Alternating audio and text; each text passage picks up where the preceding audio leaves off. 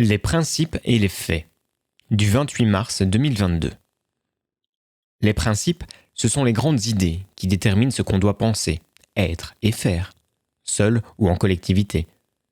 Les faits, ce sont nos actions, qui sont rarement à la hauteur des principes, ou peuvent aller contre ces principes.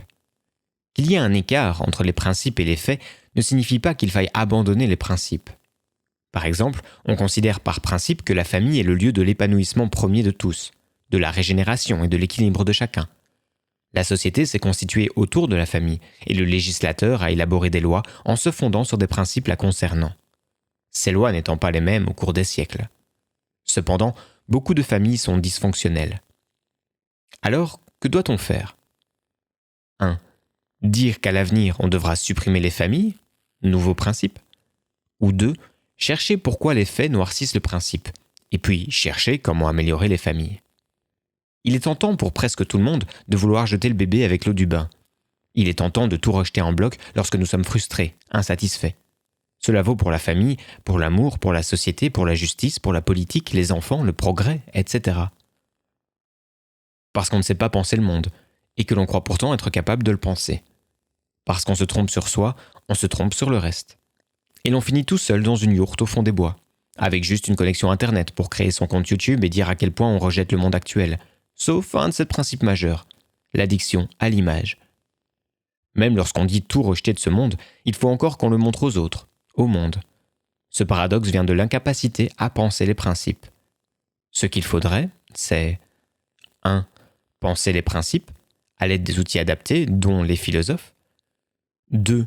Distinguer les principes structurels, qui fondent notre humanité, des principes conjoncturels, qui conduisent notre adaptation à la société en place. 3. Déterminer si les principes sont de sains principes ou s'ils pervertissent l'individu et la société. 4. Faire le tri dans les principes. 5.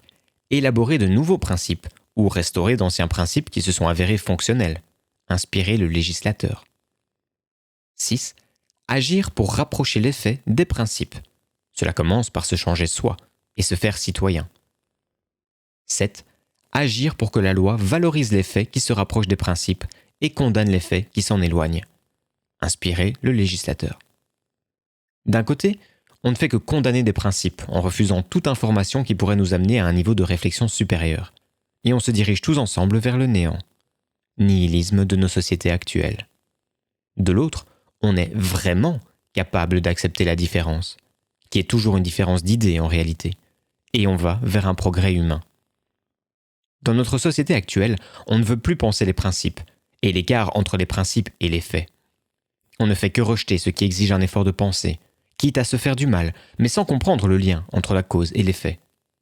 En démissionnant ainsi, on laisse la dominance à des principes impensés, ceux du néolibéralisme, qui ont en fait bien peu de choses à voir avec les intérêts des peuples.